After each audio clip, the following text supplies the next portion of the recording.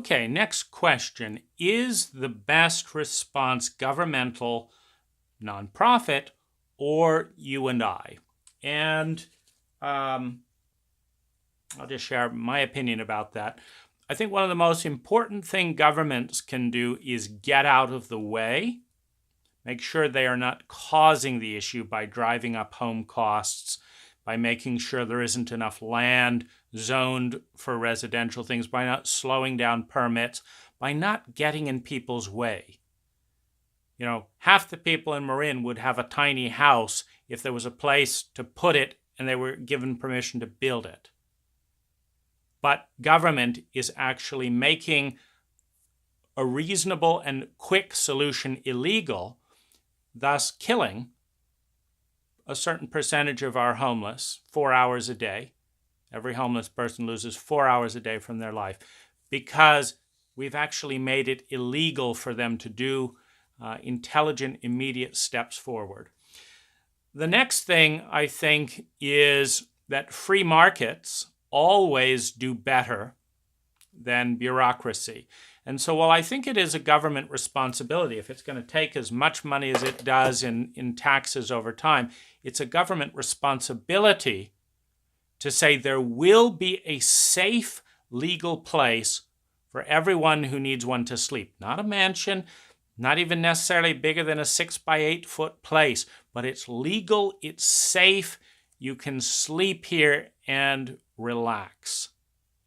I think that is, basic civility for any country that wants to consider itself civilized. And Denmark, is going to be miles ahead in that. But I think that, even with our bent and our philosophy, etc., it's not too much, to say that a government should ensure there is a safe legal place to sleep.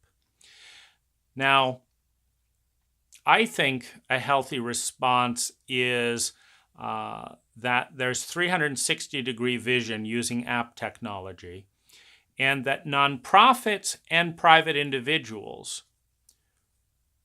have partner ethically with the mission of seeing that everyone has a safe place to live, and that this message goes out. It's our responsibility. We want to live in this kind of a culture. So who's got a place a garden shed could be put? Who's got a place a car could be parked? Who's got an old camper that can be donated towards a homeless cause? Who's got some recycled building materials that could go into a tiny house? And put it out there. This is what we need. Who's got what? And partner together. And that the nonprofits that want to facilitate this in a little bit more organized way get a metric that their staff, the founders of the nonprofit, and the people receiving the nonprofit support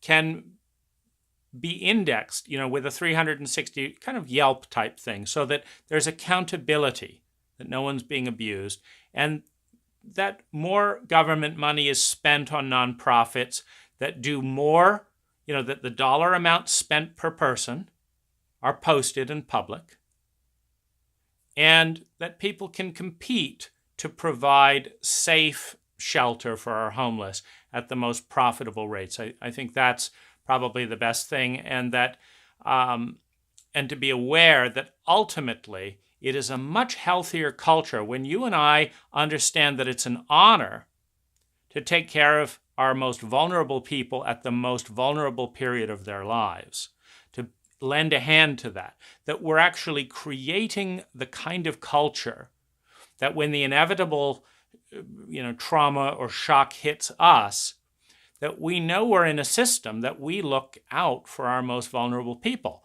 This is actually something the military does very well. We don't leave our people behind. And one of the loneliness dynamics in our military veterans coming back to the United States is we're a country that leaves our people behind every day of the week.